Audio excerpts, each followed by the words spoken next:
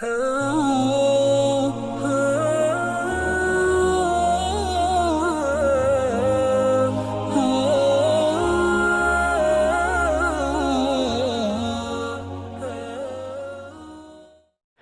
سوال بھی بکثرت کیا جا رہا ہے کہ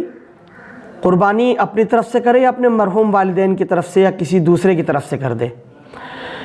دراصل قربانی کو سمجھنے کی ضرورت ہے کہ قربانی جو واجب ہوتی ہے وہ اس شخص پر واجب ہوتی ہے جو خود صاحب نصاب ہو اور شریعت نے اس کو اس بات کا مکلف کیا ہو کہ اس کو قربانی کرنی ہے۔ تو جب اس پر واجب ہے تو پہلے اس کو اپنے ذمے سے اس واجب کو ادا کرنا چاہیے، نہ کہ دوسروں کی طرف سے نفلی کرے۔ اگر والدین فوت ہو چکے ہیں، انتقال کر چکے ہیں، یا کوئی بھی جو دنیا میں نہیں ہیں انتقال کر چکے ہیں اور انہوں نے وصیت نہیں کی ہے، ان کی طرف سے وہ کہہ کر نہیں مرے ہیں کہ ہماری طرف سے قربانی کرنی ہے ہمارے مال کے اندر سے، تو ایسی صورت میں جس شخص پر خود قربانی واجب ہے اس کی ذمہ داری بنتی ہے کہ وہ اپنی طرف سے پہلے قربانی جو اس کی ذمہ واجب ہے اس کو ادا کرے۔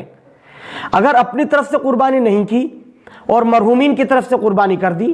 تو ثواب تو مرحومین کو پہنچ جائے گا، لیکن ایک واجب کو چھوڑنے کا گناہ اس کے ذمہ لازم آ جائے گا جس نے قربانی نہیں کی ہے۔ یہ قربانی کے واجب عمل کو ترک کرنے والا اور چھوڑنے والا مانا جائے گا۔ اس لیے جس شخص پر قربانی واجب ہے، گھر کے اندر جتنے افراد ہیں ان میں جس شخص پر قربانی واجب ہے، جو شخص صاحب نصاب ہے،